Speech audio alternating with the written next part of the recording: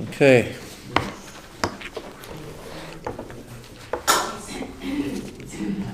All right. It's Parshas Re'eh, page 998. Oh, sorry, go in here. Yeah. Before we start, just a couple of things. First of all, today's shir is sponsored by Rona Adler, Yartzeit of your mother, Chana bat Manas. Lange gesunte Jahren, as they say, and the neshama should have an aliyah and only bracha for you and the whole family. So we'll learn in her memory. Also, before I start, you'll see around the table this little flyer. We've got a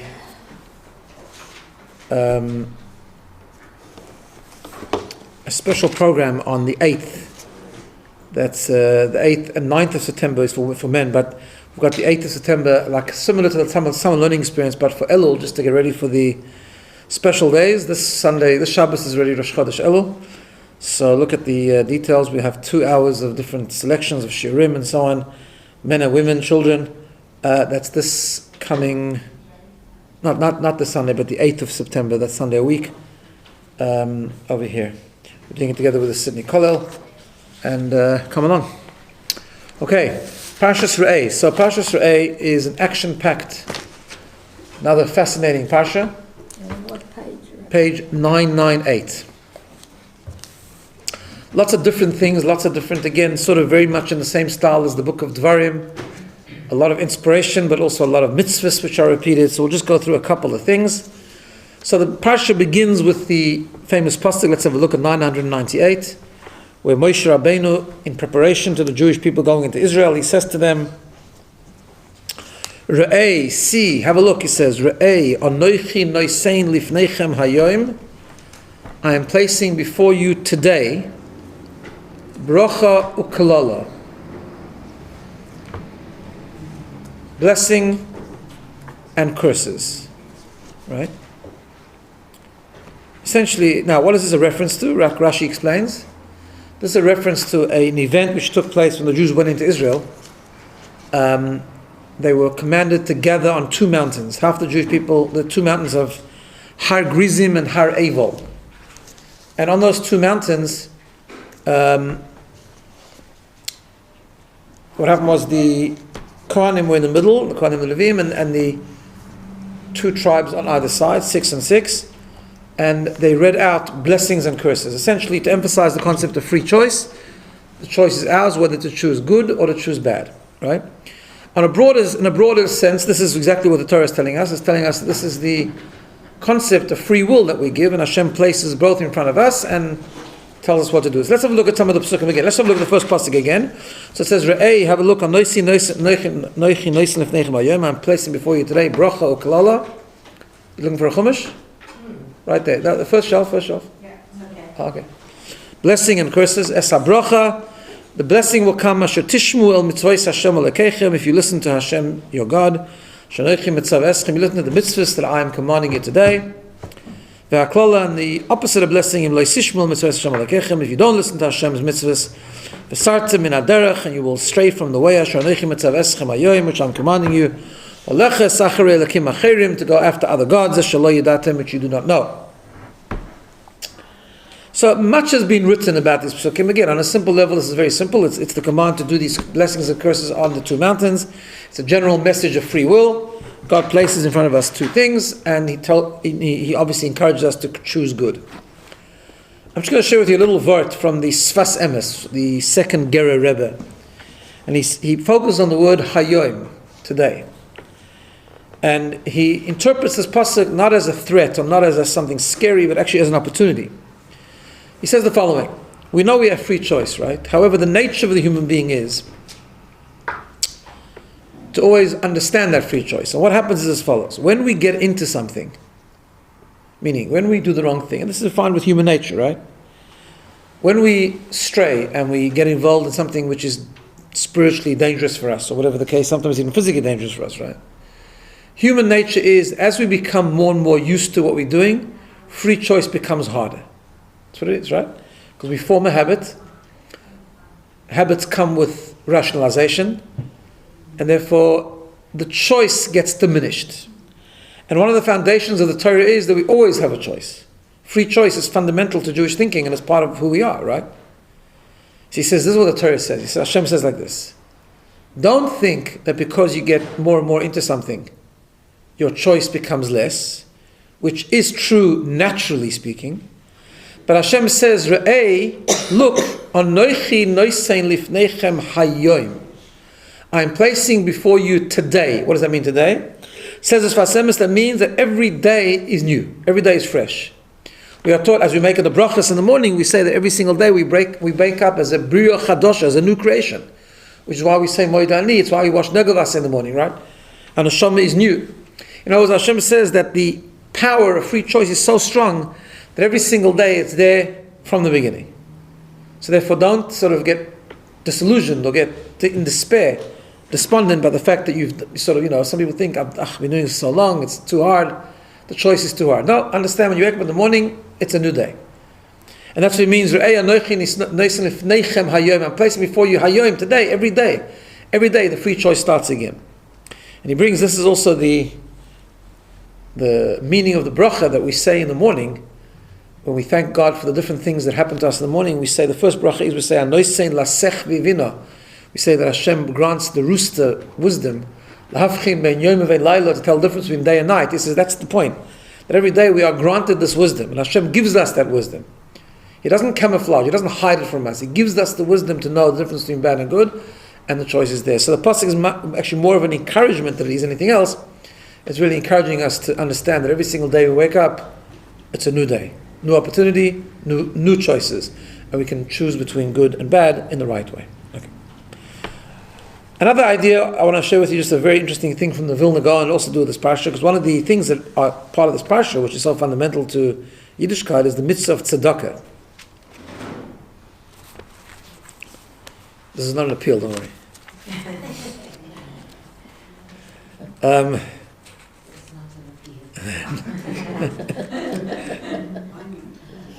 I mean, you're always welcome, but it's not an appeal. So, chapter 15, pasuk. When you just find it, 1 second.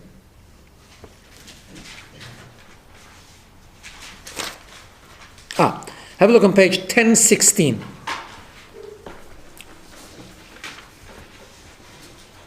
Actually, yeah, 1016. I'll show you an amazing thing from the Vilna Gaon. Just a few little ideas in the parsha I'll go through. So, page 1016, that's it over there. The new paragraph, Pasuk Zayin, verse 7. Right? Pasuk says the following: Ki yeh v'cha evyoin, if there will be a poor, destitute person, ma'achad achecha, one of your brethren, ma'achad shorecha, one of your cities, ba'atzcha, on the land, asher Hashem alakecha, noisei lach, which Hashem your God is giving to you. Do not close your heart. Do not close your hand. Do not harden your heart or close your hand from your brother, the poor one. You shall surely open, a double expression, you shall surely open es yotcha, your hand to him. Ve'ha'aveit tavitenu, lend him what he needs. Dei machseiroy, fill his requirements. Everything that is lacking. There are many, many different things that we learn from this pasuk, but essentially it's the mitzvah of tzedakah, the mitzvah of giving charity, and the mitzvah of not turning people away empty-handed. That's a concept that we have in tzedakah as well. When people ask, one should try, even if one can't afford a lot, one to give tzedakah, give a little bit. Don't turn away people empty-handed. That's the idea. Don't harden your heart and don't close your hand. Ki pasayach tiftach, surely open your hand. Ki pasayach tiftach, open your hand to give your poor brother and to help out. So the Gemara tells a story. I mean, of course, and this is the mitzvah of tzedakah, which has very broad ramifications. Many, many, many different halachas, many laws associated with tzedakah in terms of priorities and how a person should give tzedakah and how much a person should give tzedakah and so on and so forth. But the general principle that the world is built on chesed and we become better people from giving, and the tremendous brachas that the Gemara says that comes from giving tzedakah. So the Gemara tells us in Baba Basra in the Talmud, it says, there was a story of Rav Papa. that he was climbing a ladder. He was going upstairs, and one of the rungs of the ladder came loose, and he was in danger. Right? So a colleague of his, Rav Chia bar Rav, said to him, boy, Shema oni bol yotcha v'loy parnasasa. Is it possible that a poor person might have come to ask you for assistance and you turned him away? Right? Is that possible? A little harsh, but that's what he said. These are great people, they could be harsh with each other. Right? In other words, he was suggesting that the reason that the stairs slipped and that Rav Papa was in danger was because perhaps he failed in the midst of tzedakah, he didn't help a poor person out, right? Okay. So we know that, obviously it's in line with the concepts, one of the fundamentals of our faith, that we are rewarded for doing good deeds, particularly tzedakah. Tzedakah brings tremendous bracha, as we know. And of course there are consequences for not doing good things and so on. That's part of the Torah, right? However, normally it's not for us to judge other people for sure not, but I guess Rav Chia was a great man, so he was trying to help Rav Papa out, to do tshuva, and so he said that. The question obviously is, that's very nice, but how do we know it was that mitzvah? In other words, all we know from the Gemara is that Rav Papa got into danger, right? How do we know? Why didn't he tell him, maybe you didn't put on tefillin properly one day, or maybe you lacked in, Shabbos or Kashrus. So how do you know it's tzedakah, right? So the Vilna Gaon says something amazing. He doesn't explain the association, but he explains how he knew. And this is very much in line with the Vilna Gaon, who used to often interpret things using what we call in Yiddish the trop. The trop is the musical notations that are on the words of the psukim, right? Yeah. Now we know, just to give you a little background, just in the Torah? In the Chumash, right? Yeah. No. So we know when we read the Torah, we read with a particular tune, right? The tune is based on notes, which are called Ta'amei HaMikra, the notations of the pasuk, which are not printed in the Torah. That's why the Balkari has to learn them by heart. They're printed in Chumashim normally, but they have a very early source. The Gemara says they go all the way back. Them and their names go all the way back to the time of Sinai. In other words, it's very, very early, right? Now, how we translate them into a tune varies from community to community. Okay, so the Sephardim have a bit of different than Ashkenazim. Within Ashkenazim itself, there's different tunes. But we all follow the same system. We all follow the same set of notes. And we all call those notes with identical names, which come from very early sources. So if you have a look at the Pasuk, right, Pasuk Ches again. Pasuk 8 says, Ki pasayach tiftach, you shall surely open your hand. Now this is very small to see, but if you have a look at under the word pasayach, you'll see a little zigzag, like an inverted Z. Yeah, you see that? Yeah. Under tiftach, you see two little curves underneath both words. You got that? Does everyone see it? Melanie, you got it? No. No, underneath the word pasayach tiftach, I'll show you. Oh no, that's a different pasayach tiftach. This one, the one of tzedakah. Underneath those two words. Under pasayach is like a zigzag. Under tiftach is like two curves. What's that? Yeah. Those two actually go together. It's read in a particular way. It's like a downward sort of thing. And it has a name. If you look at in fact I'll show you. Why don't we do this properly? If I can find it over here, hold on. Hold the place there, but go all the way, one second, let me just see where it is. I'm not sure where it's printed in this Chumash, but let's have a look. Ah, yes. Go to all the way back of the Chumash, go to a page that looks like this. The very beginning of the Chumash. Yeah? You go all the way to the beginning. Right? I'll show you.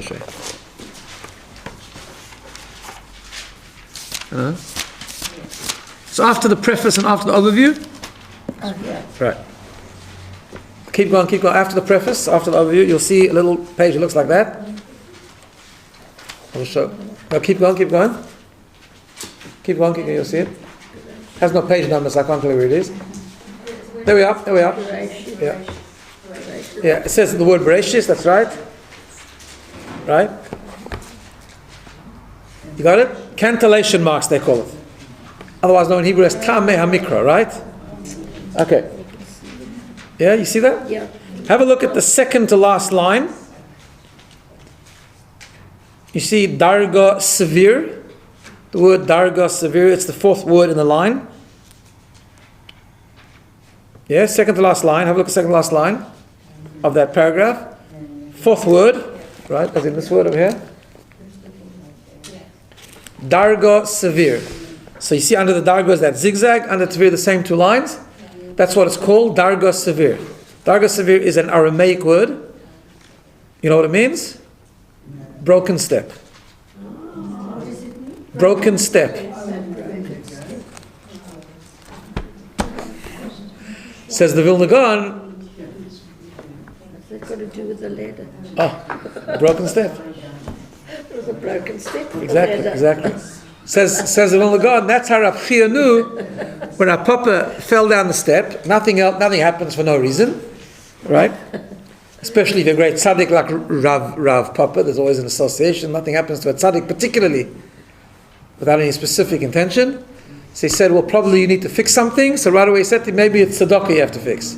How do you know? Because under the two words in the Torah, Posayach Tiftach, you shall surely open your hand to the poor person. The trop, the Tamei HaMikra, is darga severe, broken step. Isn't that amazing? Isn't that amazing? All right. So, before we go into one particular mitzvah, I'll just mention a couple of other things that happened in this week's Parsha, which I'm not going to go into at great length, but just to quickly mention, there's a lot of mitzvahs in this Parsha. First of all, again, as I mentioned last week, the prohibition of avodah zarah, of idol worship, has many mitzvahs attached to it. Some of them were in last week's Parsha, some of them were in this week's Parsha, like to destroy avodah zarah, to treat very harshly those people who persuade other people to serve avodah zarah. We have the law of the Ir Nidachas, very harsh laws to do with the whole city that decided to serve avodah zarah, and so on and so forth. Also in this week's Parsha, there are some other interesting mitzvahs. One of them, for example, is not to destroy. It comes together. We have to destroy idol worship, but we're not allowed to destroy holy things that have to do with Hashem. One of those mitzvahs is not to erase something which has Hashem's name. Right? So we have, for example, we have what's called the 7 holy names of Hashem. And if we write them down, we're not permitted to erase them, right? Which is why we're very careful on a letter, something like people put Beis Samach Dalet on top, or even Beis Hey, because not to be Hashem's name, because then it's a problem of throwing it away, right? Just to mention an interesting shaila that happened in the last number of decades was, modern day society always has to respond, or halacha always has to respond to advances in modern technology and so on. So one of the issues that the poskim, the halachic authorities, dealt with in the last number of decades is the issue of Hashem's name on a screen. Right? Interesting question, because you have your iPhone, for example, and you have a siddur there. You open it up to Mincha, and the first page is Ashrei. Ashrei has Hashem's name many, many times. Then you swipe the page, it goes to a different page, you've just erased Hashem's name, right? So it was a question. Okay? Sorry? It's still in memory, yeah. But yes. It's like turning the page. Well, that's a question. Is it there? Is it there to begin with? Well, what's the status? Anyway, everything has to be dealt with, because a Jew's attitude is that we never do anything without understanding what is the halachic response. What Hashem wanted for us, right? So therefore, when new things happen, there's always an oversight. These things happen, it's a fantastic thing, new opportunities, but what does halacha have to say about it, right? So the overwhelming consensus basically is that it's not a problem, because not only that's still there, it's actually not there to begin with. In other words, not really written. Something that's written down has a particular status. There's ink, it's picture, whatever the case is, it's got a particular status. So I don't exactly understand the whole, I've never really researched it properly, but I know that the result was that, or the conclusion in the discussion was that the image of Hashem's name that happened on the screen is just a combination of pixels or something they call it, and it's not really considered written, and therefore they're taking it away. It's not a problem. It's not really considered erasing Hashem's name, which is also the reason why it's okay to take the phone, even if it has Jewish apps on it, into a bathroom, for example, because it's like you wouldn't be able to take a siddur into there, but you can take your app, even though it's got all that stuff in memory, huh? Because the way it's there in memory is not considered writing, so therefore it's not a problem. Okay. Other mitzvahs we have today is also mitzvahs to do with karbonos, many mitzvahs, shmita, also the mitzvah of shchita, very fundamental mitzvahs. The whole mitzvah of shechting an animal comes from this week's parsha, right? As well as a repetition of some of the normal kashrus laws. There's also an interesting mitzvah in this parsha of leitigra v'leitoisiv, which means not to take away from a mitzvah and not to add to a mitzvah. So, for example, if the Torah says you got to put 4 paragraphs in the tefillin. If you put 6 or 5, that's a big avera, and the same thing to do less. Or God decides He's going to make a garment of 5 corners and put corners on tzitzis on 5 corners. That's a prohibition. We keep the Torah the way it is. We don't take away and we don't add, unless we create fences. That's something else. We do have a concept of creating fences around halacha to prevent us from doing something wrong, but we don't add to the mitzvahs itself, right?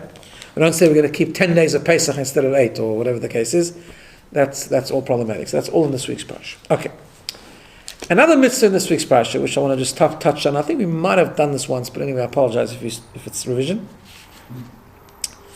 Is, and I'll tell you where to go to. It's interesting mitzvah. I want to just go into it a little bit.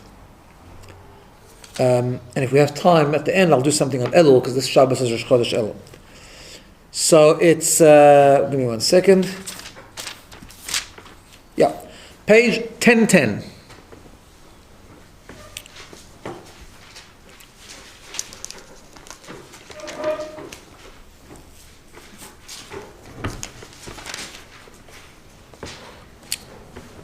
Okay. Perek Yudalet, chapter 14, the beginning of the chapter. Right?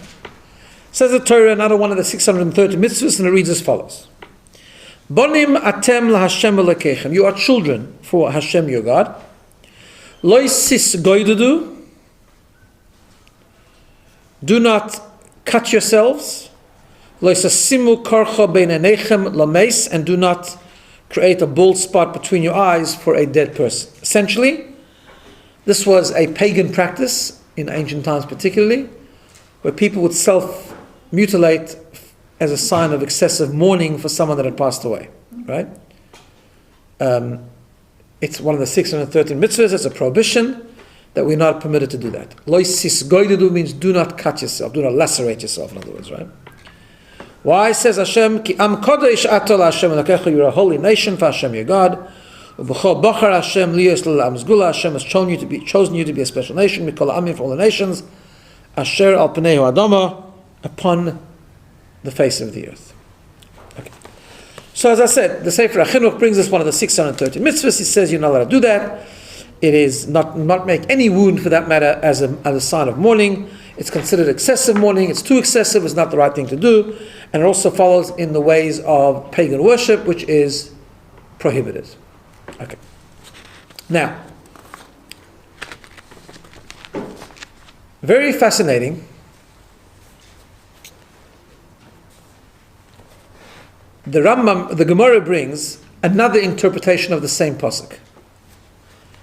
And the Gemara learns, we have this sometimes in the Torah where one pasuk can be the basis of a number of mitzvahs. But here it seems quite extreme, they're totally unrelated things, right?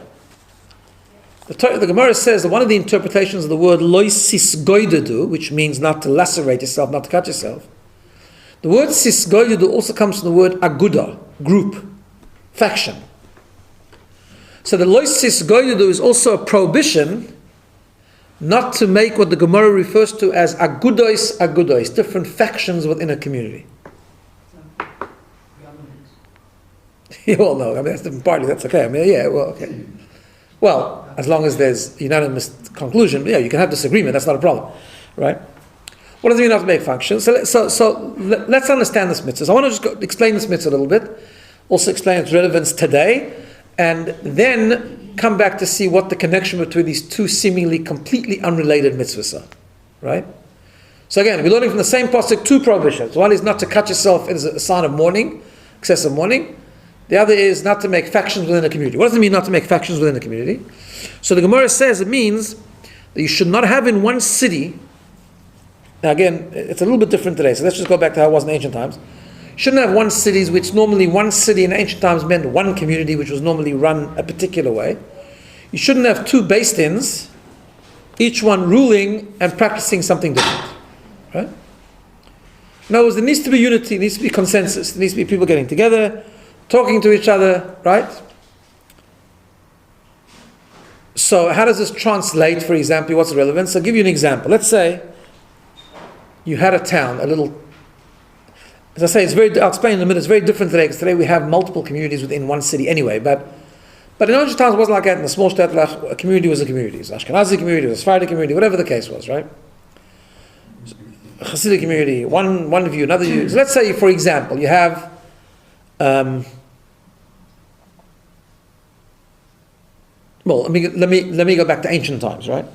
So you had a dispute whether you're allowed to eat chicken and milk. I'm sorry, right? The Torah says you cannot eat meat and milk, right? So the question is, does that include poultry, right? Now today the halacha is definitely, according to everyone, you can't. But there was a time where it was in dispute between Rabbi Yossi and others, right? Rabbi Yossi maintained it's permitted to eat chicken and milk. Everyone else held not like that, right? In Rabbi Yossi's town, right, where he was the Rav, he was the Mora, the Astra, he was the authority, they ate chicken and milk. That was the practice in Rabbi Yossi's town. Okay? Everywhere else, in other towns, they wouldn't. So it would be, let's say you took another town where the halacha was that you don't do that. It would be prohibited to come into a different town, let's say, for example, and set up a Beis Din, a subsidiary of Rabbi Yossi's Beis Din, let's say, right, and start ruling that you're allowed to eat, in this town, you're allowed to eat chicken and milk. That would be prohibited. That would be in violation of this halacha of loisis goydu, do not make factions within a community. Setting up another Beis Din to rule differently. Is that like today's day and age with kashrut? Like, for example, Kashrut communities, like trying to set up like another different kashrut. Yeah. so it doesn't seem that way because most cities do have multiple kashrus, right? With different meat rules? Sometimes different customs or different adhering to different leniencies or stringencies. Not to do poultry, not to No, God forbid, right? So it could be. In other words, it could do that. Meaning, so it's hard to find an example. You see, it's different. So, for example, let's say you had a city which was well run even today, and had a Beis Din and had one unified kashrus, which adhered to particular standards, right? It would be it would probably be wrong, probably halachically wrong, for another kashrus to set up, particularly if they ruled more leniently, right? Because that would go against the standard of the city, right?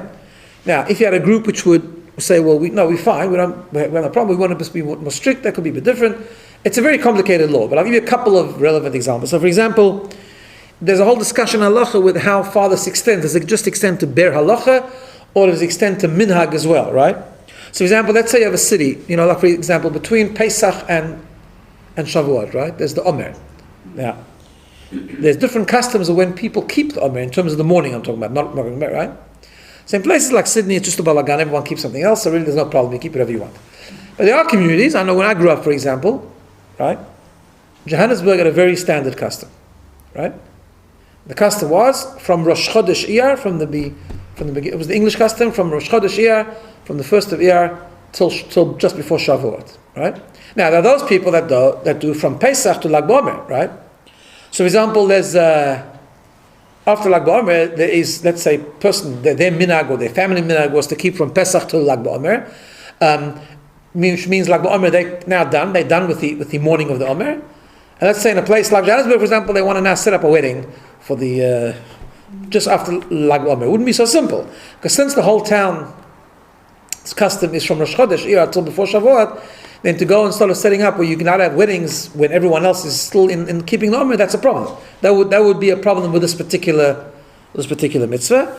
However, if one wants to come a more stringent custom, like some people keep the whole Omer, that's okay, because that means you don't have to get married, you don't have to take a haircut if you don't want to, right? That's not creating another faction.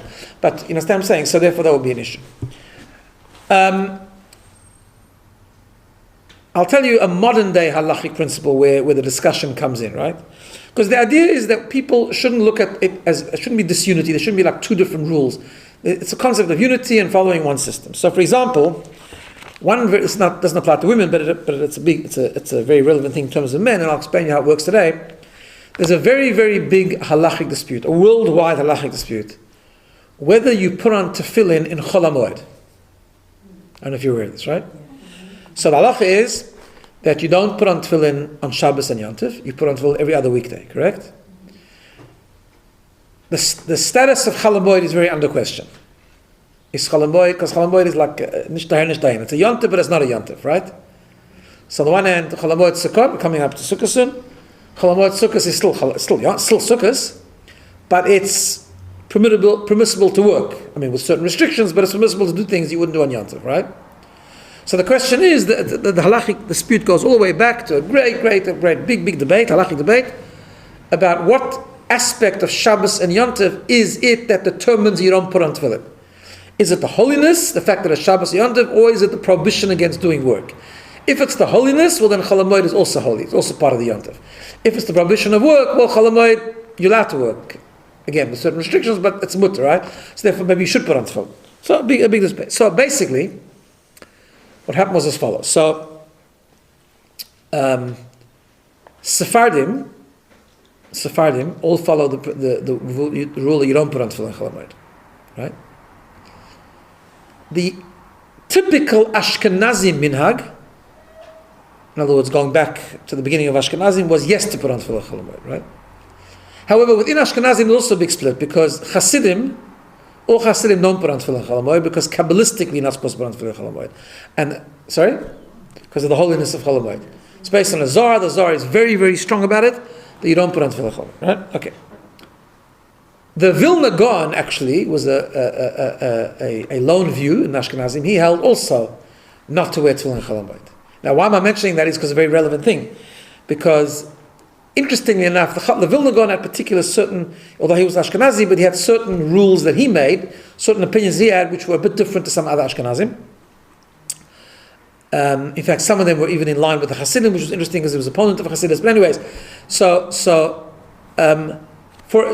and what happened was like this, that going back to the very first Aliyah, as we know it, right, going back a couple of hundred years ago, the community in Israel, in other words, the beginnings of the modern day community in Israel, going back a few hundred years ago, comes from three communities: the Sephardim, Hasidim, and the disciples of the Vilna Gaon. The Vilna Gaon sent a whole bunch of disciples to emigrate to make Aliyah, right? I'm just telling you interesting historic facts, just out of interest.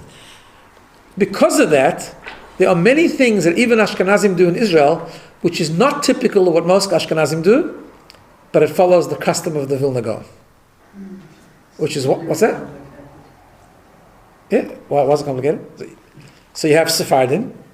No, so in other words, again, within Ashkenazim you have Hasidim, which follow more Kabbalistic things. You have the Vilna Gaon, which has sometimes own opinions, and you have regular Ashkenazim. So regular Ashkenazim put on tefillin Chol Hamoed, Vilna Gaon doesn't, nor do Hasidim. So in Israel, it's one of the things that developed in Israel that no one puts on tefillin Chol Hamoed, right? Like the Katakonim, there's also. Katakonim also. I'm not sure it has to do with the Vilna Gaon, but that's general halacha, because in Israel there's more simcha, so therefore everyone does it in Israel, even Ashkenazim. Yeah, that's nothing to do with the Vilna Gaon. That's a separate issue, separate discussion. But that's got to do with Israel, right? Okay. There are other things like that also. I'll give you, for example, I don't know if you know this, but in Ma'ariv there's an additional blessing that some people say before Shemona Esrei called Baruch Hashem L'Olam Amen V'Amen, which came later, came from the time of the Gaonim, which Hasidim don't say, Chabad doesn't say, other Sephardim don't say, in Israel they don't say, because the Vilna Gaon also, again, in Israel, because of the minhag of the Vilna Gaon. Okay. So, why am I mentioning that? Because there's a whole discussion on halacha. What happens? This goes by communities. So let's say you come to a shul, right? So today we don't have so much cities that are run by one opinion, but we do have communities, right? So what happens if you come into a community that doesn't put on tefillin Chol Hamoed, and your minhag is yes to put on tefillin Chol Hamoed, right? So some are of the opinion that therefore to put on tefillin in that shul would be in violation of this particular law of lo tisgodu, you're not allowed to make factions. That's disunity. Or for example, nusach, right? So it goes back to the same thing. You have to give the minhag of the place. So today again, no city has one nusach, but shuls have nusach. So for example, if you go to a shul where the nusach is a particular nusach Harid, nusach Ashkelon, and you're the chazan, you have to keep the nusach of the shul, right? There are some that maintain like this, that if you come into a shul, you have a different nusach. So for yourself, davening quietly, you can daven whatever nusach you want. That's not considered disunity, because you're doing it your own private prayer. But for example, some hold that when you respond to Kedusha, for example, which is more public, it's more of a communal thing, right? We say Kedusha in the repetition of the Amidah, there you have to say the nusach of the shul, not your own nusach, because again, that's more communal, and therefore doing your own nusach is a problem with this particular halacha. If you're permanently residing, No, even if you just come in, either doesn't make a difference, right? Right?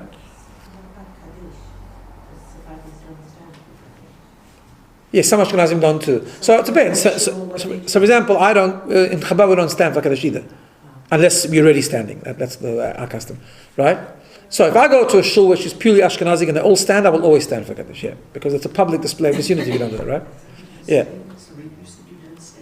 Kaddish, necessarily. And everyone says you say Kaddish, everyone jumps up. I know, but you don't have to. It depends according to which minhag. So in Chabad, for example, we follow the opinion of the Alter Rebbe and he says you don't have to stand for Kaddish. Unless you're already standing. But you don't have to get up for Kaddish, right? That's why in this shul I don't always get up for Kaddish because it's a Nusach Hari over here. But if I go to a shul where everyone is standing, I do stand. Because that's the custom of the shul. Okay. So going back to Tefillin Chol HaMoed, so I had this issue. And some people say it goes the other way around also.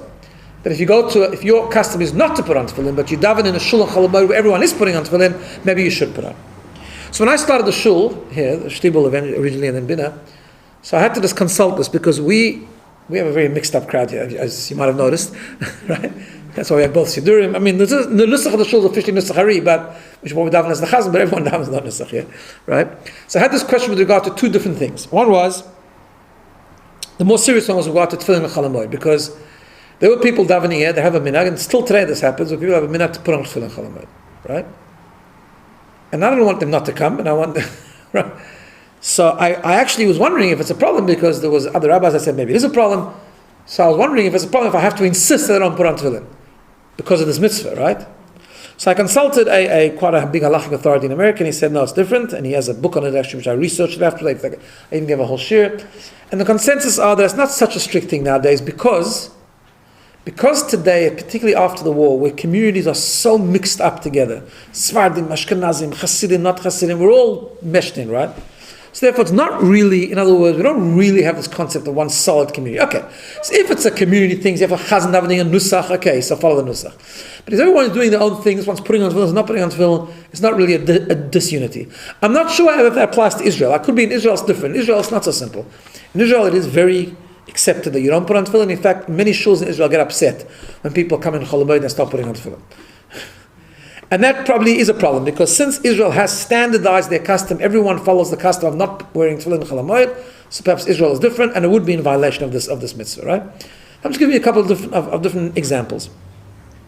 So it's not clear, I mean, it's a very long discussion, but so nusach might be one issue, some minhagim. Today we're a bit more lenient about it. So, another thing which came up here in the shul, for example, is that on Sukkot people shake the lulav in 4 directions and up and down when we say Hallel, right? So the basic halachic requirement is you shake in 4 directions up and down. The order in which you do it is no halachic requirement. It depends on the custom. And there's about 7 different customs of how you do it. Right? There's the Arizal, there's the Ashkenazi one, there's the Shulchan Aruch, whatever, etc., etc. And when we started over here, everyone does something different. And I don't care. But I checked up not to care. Again, you can't just not care. You've got to figure out what the halacha is. So at the beginning, when we first started, I thought, well, should I insist? Should I just train everyone to do one way because of this mitzvah? No. Today it's different. Everyone's so mixed in, different communities, different minhagim, different traditions. That's not such a problem. So I left it, and everyone does their own thing. Right? So everyone's doing something different. Yeah. I think everyone's actually half mixed up, but that's a separate story. Okay.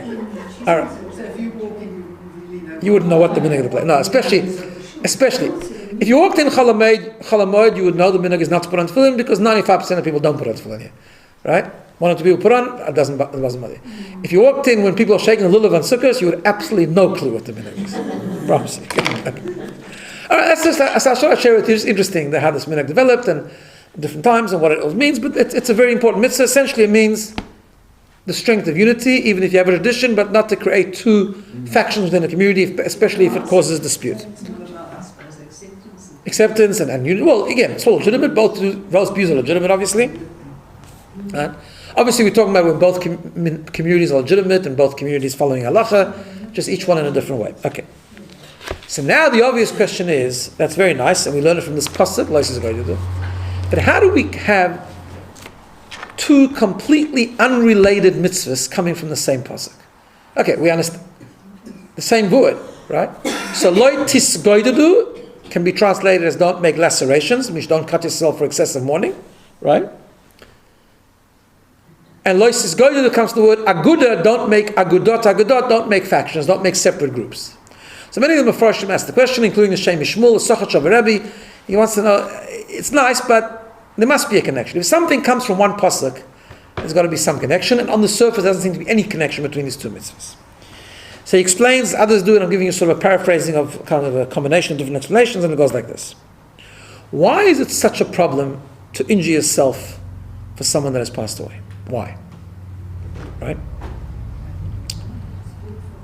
So, there's two problems with it. Number one is the excessive mourning in itself. And number two, specifically, the excessive mourning, the fact that we injure ourselves. Excessive mourning generally is a problem. Now, we know that the Gemara talks about the obligation to mourn. Right? We know that when someone loses a loved one, chas v'shalom, there's very, very prescriptive halachas in Jewish tradition of how to mourn. Very, very strict. We have to mourn to the point where the Gemara says that a person who doesn't follow the laws of mourning is a sign of a cruel person. In other words, insensitivity. In other words, I mean, is it a normal person? Every person has emotions. Hashem created us with emotions. Hashem wanted us to mourn, and He gave us a system, and He gave us a means to express the loss and to express the emotions which we feel. So we almost get forced into do it. We're forced to sit on a low stool. We do tear our clothing. We're forced to show signs of mourning, and we're forced to express the emotions of obviously everyone in a different way, but we're forced to express our emotions on some level in order to follow the mourning. Yet, the Talmud is equally sharp about someone that mourns excessively, right? So we have this expression, I'm sure you've heard, people said Shiva, for example. We have this expression of getting up from Shiva. Now, simply the expression came because Shiva, you sit and you sit on a low stool, so that is getting up from Shiva. But it's more than that. There's a meaning behind this expression of getting up from Shiva. Right? Because in fact there's a tradition when people sit Shiva when they finish, that people come and they command them to get up. They say, get up, right?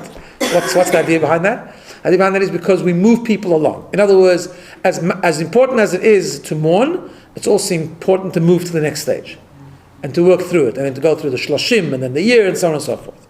Why is that? So simply because, first of all, there's a concept of faith. In other words, on the one hand, we have to accept, we have to mourn, and there is a loss, and the loss is painful, and pain is real, and Hashem makes room for that, right? On the other hand, we have emunah. So if Hashem does something, we accept it, and we have to accept it, and therefore, the acceptance helps us move along. But it's more than that. Because the moving along is a sign that we believe in the neshama. It's a sign also that the loss is not eternal. The loss is not a complete loss. In other words, if when a person passed away, we really believe that the loss was complete, in other words, an absolute loss, then real grief would be in order. But because we believe in the neshama, right, and because we believe in the presence of the person that continues to be there, even though we cannot see the person, even though we cannot enjoy the person, and so on and so forth, therefore there is a loss and pain, and Hashem gives room for that pain. But there's also the concept of that there isn't an end, as the Zohar says, right? I'm trying to find the exact expression of the Zohar. It's a very beautiful expression. Give me 1 second here.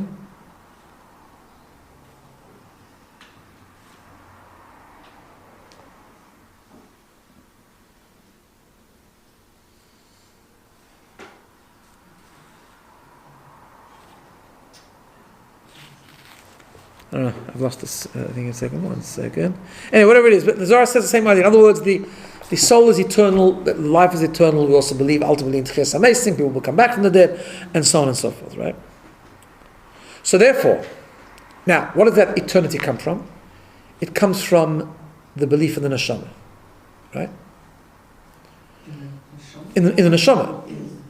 Well, yeah, belief in Hashem, whatever Hashem does for the good, but also in belief in the neshama, that Hashem gave us a neshama. The neshama is a dover ruchni, it's a spiritual thing, and the spiritual thing doesn't die. The neshama continues, right?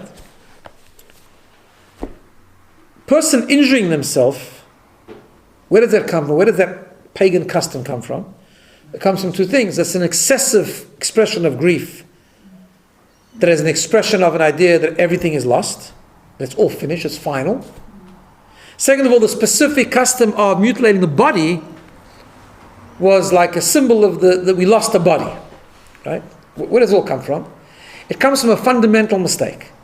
It comes from a fundamental mistake of making the body of the person the primary force of the person. Whereas we know that that's not true. At the end of the day, yes, the body creates the physical presence of the person, but the body is a secondary to them. We have to live our lives to make the neshama the primary force in our life, to give primacy over to the soul over the body, and that our guf, our body, is really there to express the soul, to do mitzvahs that the soul is inspiring us to do, right? So the concept of grieving, and particularly grieving in a way where we're injuring the body, is a sign of excessive grief and total finality, but it's also a sign that the body is the main thing. We've lost the body, and that's where the grief is coming from, because of the loss of the physical presence of the person, which means that we lack the belief in the neshama. And we lack the belief of the primary force of the neshama. Right? Is that clear? Yeah. Interesting enough, he doesn't mention we do have the minhag of not minhag, it's a very strict halacha of expressing grief through tearing our clothes. One of the ideas I once heard about this is because that in itself is the same thing. In other words, we do express grief by tearing something. It's a form of grief. But it's also, we dafka tear a garment because the garment is external. In other words, when we tear a garment, it actually sends the right message. The garment, what is a garment? The garment is not a thing in itself. A garment is just to express the person. Right? Similarly, we tear a garment to show that the lust we have is hard. We tear a garment to express the grief, but we lost the physical presence, the body of the person, which is only like a garment. It's like an external thing to the neshama. All right? Understand? That's the idea. Okay. That's the meaning behind this mitzvah, and that's why it's such an important, that's why it's such a strict thing about not injuring ourselves to demonstrate our complete emunah in Hashem, that number one, whatever He does is for the good, we accept it. Number two, we believe that really the loss is a loss, but it's not a final loss, because really the main part of the person is the neshama, which is eternal, not the body. Can I ask you, what is the story? Only because the body with the tattoos, is that acceptable? No, the body, no, it's not acceptable. One shouldn't tattoo. It doesn't change the notion that people think that when you tattoo you can't be buried. That's not true. But some people say that if you get a tattoo you can't be buried. No, that's nonsense. Of course you can be buried. No, of course you can. Not in a Jewish area. No, nonsense. No. Oh, seriously? Of course. But we're not really Jews. No, but no, a separate issue. Yeah, because why? No, I'll tell you why. Because even though the body is secondary, which it is, and even though the body is secondary to the neshama and really is there to serve the neshama and express the neshama, but it's still holy. It's a Jewish body. And it's Hashem's body, it's not ours. Right? And it's there, we have to take care of our body. And we know that a person passes away, even though the neshama is the main thing, but we know that the whole process of burial is a tremendous cover, tremendous respect given to the body, where they prepare body for burial and the purification process. Tremendous dignity, because the body is also holy.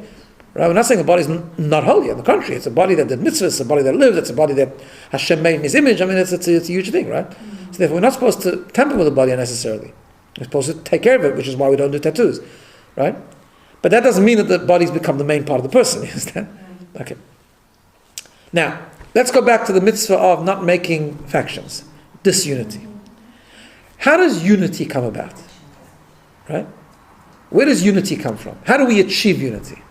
With respect and agreement. Yes, but where does that come from? Belief in this one same thing. Belief in oneness. Where does oneness come from? Understand that, but how does oneness come between people?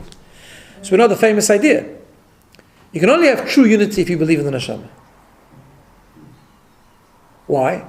Because if we believe that the external expression of the person is the person, you'll never have unity. Because me and you are different. And the way I believe we should do things, the way I feel things, the way I see things, is different the way you see things. Right? And we're going to disagree. And that's fine. So where does the oneness come from? Right? The oneness comes from the neshama, because at the root of the neshama we are one. The spark, exactly, right? Which, by the way, doesn't bring this. So this is what the Alter Rebbe explains in Tanya, the famous idea. Explains the famous thing about the famous story of the convert that came to, or the potential convert that came to Shammai, and he said, "Teach me the whole Torah on 1 foot," and Shammai drove him away. But he went to Hillel, and Hillel says, "Unity. What you don't like, don't do to your friend." That's the whole Torah. So, the famous problem with that. There might be the foundation of the whole Torah in terms of mitzvah between man and man, but how's that the foundation of the whole Torah in terms of mitzvah between God and God, man and God, right? So Al-Tabbi explains very simple. Because how does the whole Torah happen? How do you keep Torah? How do we achieve our commitment to Torah? Through focusing on the neshama. How do you achieve unity? Focusing on the neshama. In other words, when we achieve unity, which means we turn our attention to make the neshama of the person the main thing of the person, and therefore our whole pursuit and meaning and drive in life is about protecting the neshama, what the neshama stands for, what the neshama is inspiring us to do, we'll have unity, and that will inspire the rest of Torah mitzvahs. That's why the Hillel told the Ger, that's the foundation of the whole Torah, because if you can achieve unity, that means you focus on the neshama. If you focus on the neshama, you'll do the whole Torah. Right? But particularly the concept of unity. Therefore, says the Shem Shmuel, that's why these two mitzvahs come from one pasuk. Not injuring yourself in an excess expression of grief is to show that the neshama is the main thing, because the neshama lives on. Making lacerations in the body means you lack the belief in the primacy of the neshama. Believing in the neshama, the main thing, is what brings unity. Therefore, both these mitzvahs, in fact, are related, and they come from the one word, lo yiskoidu. That's amazing. Before any other, even non-religious or... No, it was an ancient pagan custom, but I'm saying, yeah. Was it specifically, was it Jewish custom? No, I think it was a non-Jewish custom, but that was the Torah. But the idea is that he's connecting the two mitzvahs together very beautifully, how they in fact come from one root. It's the belief in the neshama. Okay, we'll stop there. Believe on the neshama that is from God, so therefore we equal. Therefore we're equal, and therefore also when a person passes away, they're not completely lost.